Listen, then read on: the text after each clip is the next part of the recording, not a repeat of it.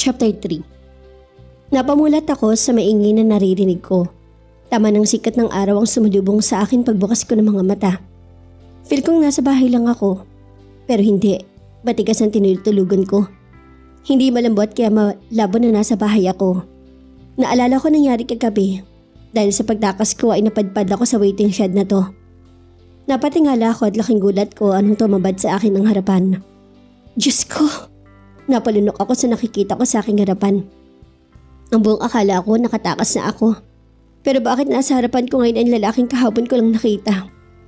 A man standing in front of me. I don't know if a man lang ba talaga siya. Stiff shoulder, black hair, blue eyes with thin red lips. Ngayon ko lang na-realize hindi lang siya basta-basta gwapo. He's absolutely perfect. Did you sleep well? He said with a mixture of teasing. A long baritone voice rebelled. I don't know what to do but the only one thing I do is I raise an eyebrow at him. He smiled. Do you think you can escape at me? Sumili ang ngisi sa kanyang labi. Everything you see here is mine. Lumandas ang kanyang paningin sa hita ako nakalantad sa kanyang harapan. Nakaupo rin ako sa karto na kagabi lang ay ginawa kong tulugan at nakalantad ang mga hita ko sa kanyang harapan. Dahil sa suot kong maikli na skirt. Even you?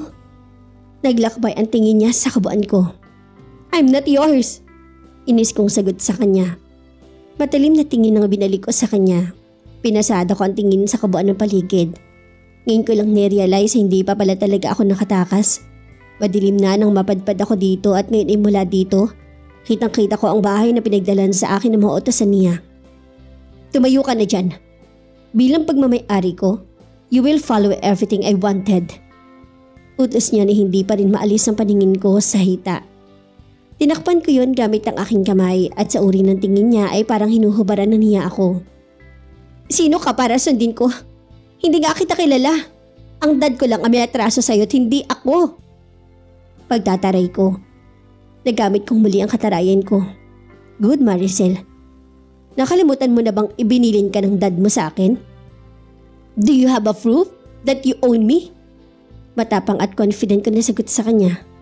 Kailangan ko maging matapang. Noon pa man ay may ganito na ugali na ako. Tumigil lang yun nung walang-wala na kaming may pagmamalaki.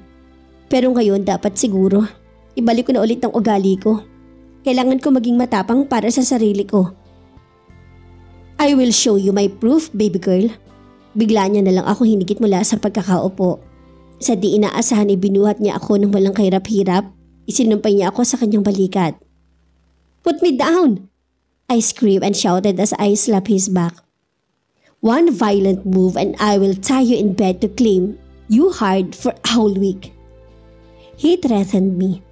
Medyo natakot naman ako dun sa banta niya. Binuhat lang naman niya ako na ang aking harapan ay ang kanyang malapad na likod. Even when he walks, he is still perfect. Binuksan niya ang sports car niya na walang kahirap-hirap habang buhat pa rin ako. Binigsak niya ako doon. Tumama ang likod ko sa malambot na upuan. Napasingal ako sa kanya. Ngumisi ulit siya.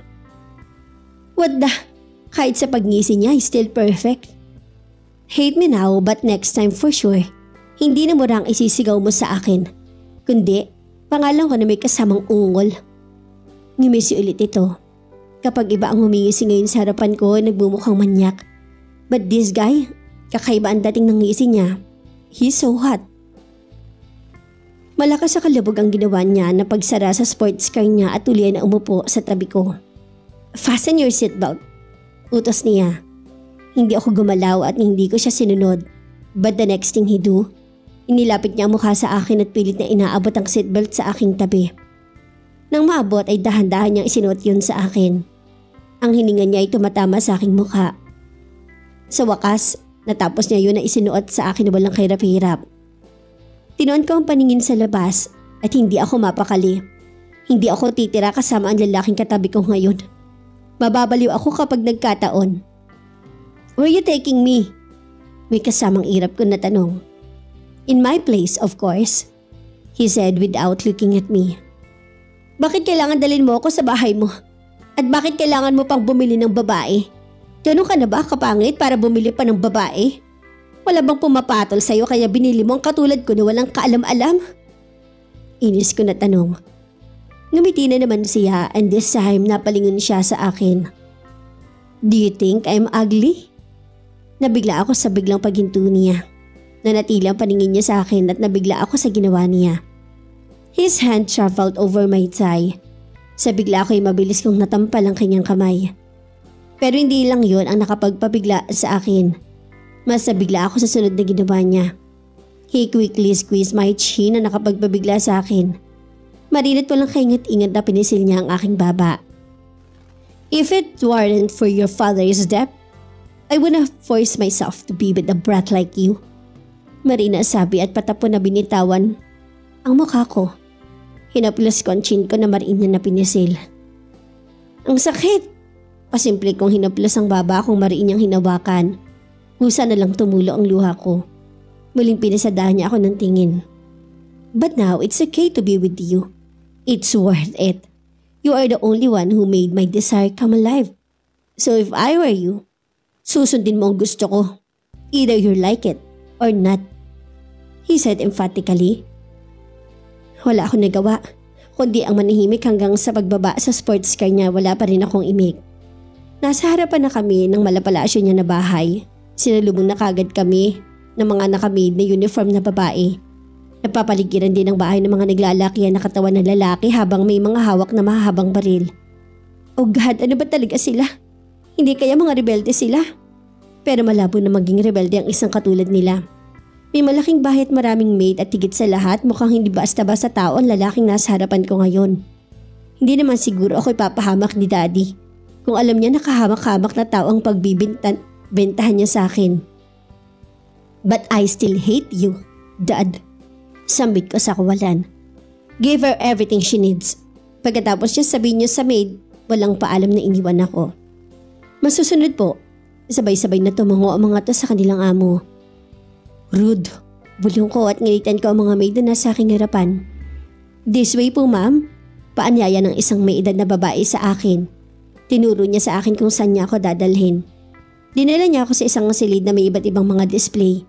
May malaking closet. Sa kabila ay tanaw ko ang banyo at napaawang ang labi ko habang pinagmamasdan ng lahat. Dinala ako ng 2 maid sa isang malaking silid at may malaking kama. Sa gilid naman nito ay may malaking salamin. Nabigla pa ako nang tanggalin nila ang suot kong jacket. Anong gagawin niyo? Bigla ako napaatras mula sa kanila. Gumuhit naman ng ngiti sa mga labi nito at nginitaan lang ako. Ma'am, kailangan niyo po maghubad at maligo. Sabi pa ng isa. Maghubad lang pala. Ano? Lumapit muli sa akin. Teka, ako na maghubad. Tanggi ko. Bakit kailangan kayo pa maghubad sa akin? May mga kamay naman ako. Reklamo ko. Ngumiti muli ang mga to.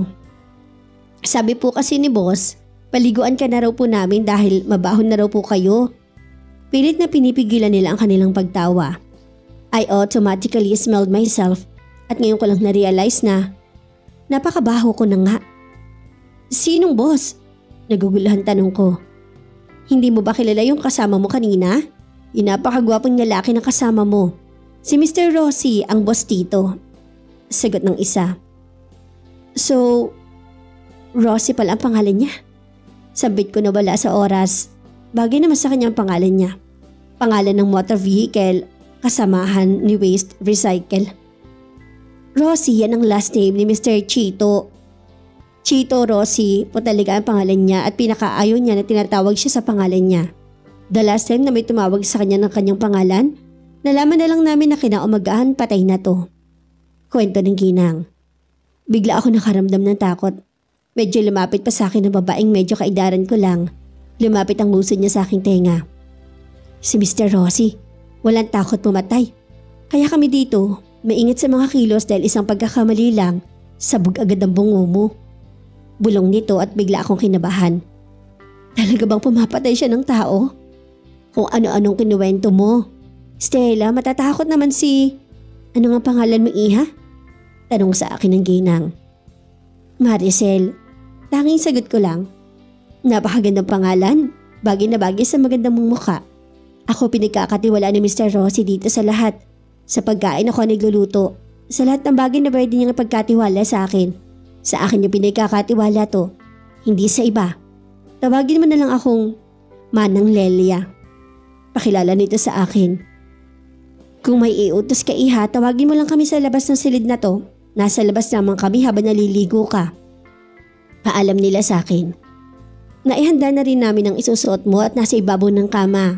Bago tulian silang lumabas. Sige po, tanging sagot ko. Pinasadaan ko muna ng kabuuan ng silid. Naghubad ako para maligo. Mamaya maghahanap ako ng paraan para makatakas dito. Hindi pwedeng mapag-alipin ako kay Rosie na yun. Pagpasok sa banyo ay tumambad sa akin ng bathtub na may petals at milk bath.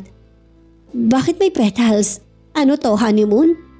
Matagal-tagal na rin ako hindi nakakababad sa ganito simula nung naghirap kami.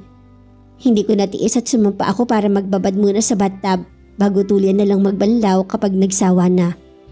Ilang minuto pa ako nagbabad, in-enjoy ko pa ang sarili. Mamaya-maya ay iisipin ko kung paano tumakas sa bahay na to. Abala ako sa pagbubukas sa aking leeg gamit ang aking kamay nang bigla na lamang bumukas ang pinto ng banyo na kinaroroonan ko. My eyes widened automatically as I look at the door. Tumabad ang lalaking wala ekspresyon ng mukha pero napakagwapo nito sa suot na black shirt at pants. Sa simpleng suot nito ay napakagwapo pa rin nito. Napalunok ako.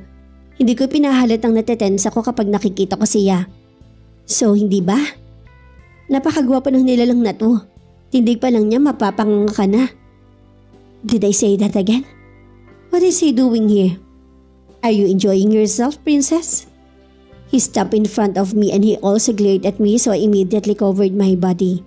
Alam ko nakatitig na naman siya sa aking dibdib. Perfect. Mabuti na lang at hindi niya naman makikita ang katawan ko. Humalikip-kip ako sabay lubluban ng aking katawan sa ilalim. My name isn't Princess. I'm Maricel. Pagtataray ko. Naglakad dito at umupo pa sa tuktok ng bathtub na kinaroroonan ko. Napatras ako at sandali pa napatitig sa akin. You're young. You're only 17, right? Seryoso na tanong niya at hindi niya inaalis ang kanyang paningin sa akin. Ano naman sa'yo? Pagtataray ko ulit. He did not answer my question and he stood up and walked closer to the door. Mabuti naman naisipan niyang lumabas. Akala ko may balak pa siyang panoorin ako habang naliligo dito. Hurry up there. Ayoko naghihintay ng matagal. He said strictly to me. Ano pinaghihintay? Anong matagal? Anong ibig niyang sabihin na sinasabi niya? Sa inis ko inaihampas ko sa kanya ang tubig sa bathtub. Kahit medyo malayo na siya sa akin, naabot pa rin siya ng tubig na hinampas ko sa kanya. What the? Huwag kang umasta na parang bata. 1 taon na lang magiging ganap na dalaga ka na. Baka hindi ako makapagpigil at maangking kita ngayon dyan sa kinaroroonan mo. Gusto mo bang sabayin kita dyan sa bathtub? Inis na inis niyang sabi sa akin. Ayaw niya kasing diretsuhin kung bakit hinihintay niya ako. Anong gagawin namin at ano naman kung magiging ganap na dalaga na ako? Go ahead, Chito Jackson. Pag-ahamon ko. His gaze deepened on me. I was swallowed and I could not keep my mouth shut. Bigla na lang yung lumabas sa aking bibig. Naalala ko nung sinabi ni Manang Lelia, ang last na tumawag dito sa pangalan ay patay na. Oh no, sisikatan pa ba ako ng araw? Don't waste my patience, woman. May kalalagyan ka sa akin. His jaw tightened. Hindi ko inubos ang pasensya mo pero yung pasensya ko ubos na. Ganti ko rin at nakipagtigasan ako ng tingin. Spoiled brat. Piko na sabi niya. Umahon ka na dyan. If you don't want me to drag you there. He ordered and went out of the bathroom. Mabilis pala mapikon. Akala ba niya uubra siya sa akin? Hindi siya ang daddy ko na kaya niya akong pasunurin. Susuko lang siya sa akin. Ako pa? Ibabalik ko lang ugali ko nun kapag siyang kasama ko. I spent few more minutes in the bathroom. When I came out the room, it was quiet. I glanced and prepared clothes on the bed. Isang silky na pantulog, napakaikling shorts at spaghetti strap naman na pangitaas. Wala na bang iba? Tumingin ako sa paligid at wala na akong ibang makita pa na masusuot. Nagbihis ako ng may marahang katok ang bumulabog sa akin. Mama Maricel, lumabas na po kayo at kakain na. Kanina pa naghihintay si Boss Rosie sa ibaba para sabay kayong kakain. Sigaw ni Manang Lelia sa labas ang silid ko. Bakit naman ako makikisabay sa lalaking yun? Hindi ako lalabas at hindi rin ako kakain. Tatakas ako. Sinilip ko ang bintana. Napakataas pala ng kinaroroonan ko at mukhang nasa 3rd floor ako ng bahay. Kaya ko to. Kinuha ko ang mga kumot at pinagbuhol ito. Maigpit kong tinali yun. Tama lang ang kumot na tinali ko sa pangalawang palapag. Buo na ang desisyon ko. Bababa ako gamit ang kumot na tinali ko. I slowly stepped to the sliding window. I tied the blanket neatly to an iron. Mabuti na lang at may matatalian. Sanay ako sa ganito dahil ito yung gawain namin ng mga kaklase ko. Kapag kailangan naming tumakas sa kanya-kanya naming bahay, nagagawa namin to. Mahigpit ang kapit ko sa kumot at halos maghabulan na din ang kaba ko. Para lang makatakas kahit ikamatay ko pag gagawin ko. I took a deep breath before finally slowly descending. Hindi na ako tumingin sa ibaba. Sobra ang kaba ko sa mga oras na to. Napapikit ako. Nagsisisi ako kung bakit ko pag ginawa ang napakatangang paraan ng pagtakas na to. Ngayon ko na lang ulit ito ginawa after 1 year. Narinig ko ang boses ng lalaki nang malapit na ako sa pangalawang palapag. Sinilip ko yon kaya bumaba ang tingin ko sa ibaba. Ganun na lang ang pagpikit ko at napabaga ng hangin pagkatapos. Buwis buhay na pagtakas. Sa wakas, nakababa ako sa pangalawang palapag. Sa gilid na ako dumaan para makakapit sa railings. Napapikit ako tuwing napapatingin ako sa ibaba. Mabuti na lang at madali nang bumaba. Dumaan ako sa may hagdan. Bakit nga ba may stainless na hagdan sa gilid ng bahay na to? Hindi ko na malaya ng wire at sumabit sa aking shorts na muntikan pang mahubad. Kapag nagkataon baka magpapanti na lang ako kung tuluyan yung nahubad ang shorts ko. Nahagip pa to ng aking hita at napangiwi ako. Muntikan na ako napasigaw dahil sa sakit na naramdaman ko. Nakababa na ako pero masakit naman ng binti ko dahil sa sugat na natamo mula sa wire na nadaanan ko. Halos maiyak ako. Sunod-sunod na pagtulo ng dugo sa aking hita at medyo malaki din ang sugat na natamo sa aking binti. Punit pa ang shorts ko at masalong lumantad ang binti ko dahil sa punit nito. Ganoon na lang ang paglingon ko nang may marinig akong boses sa mga kalalakihan sa aking likuran. Boss, she's here! Sigaw na mga to at napalingon ako. Huli na para magtago. Nakita na nila ako. Wala rin ang effort ko na makatakas dahil nakita rin nila ako. Nagkasugat pa ako. Halos ikamatay ko pa ang pagtakas pero makikita lang din pala. Napangiwi ako sa sakit. Nakalapit na sila sa akin. Habang napahupo ako dahil sa sakit ng sugat na natamo ko sa aking binti. Boss, she's bleeding! Sigaw pa ng isa. Paglingon kong muli nasa harapan ko na ang lalaking pinaka-hate ko. Si Chito Jackson, ang nagmamay-ari sa akin. I told you don't try to run away. You are so stubborn. Gusto mo bang maunahan pa ako ng wire dyan sa virginity mo? He said seriously to me. He was still very cool while his eyes were looking at my thigh exposed in front of them dahil sa punit kong shorts. Ano? Virginity? Pervert? Matalim na tingin na sigaw ko sa kanya. Pervert?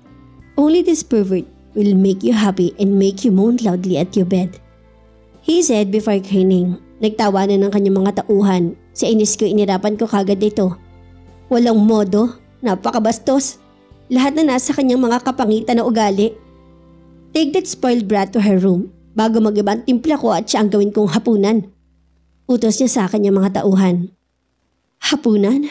Nakhanda ang katawan ko para sa pagbuhat ng tauhan niya sa akin.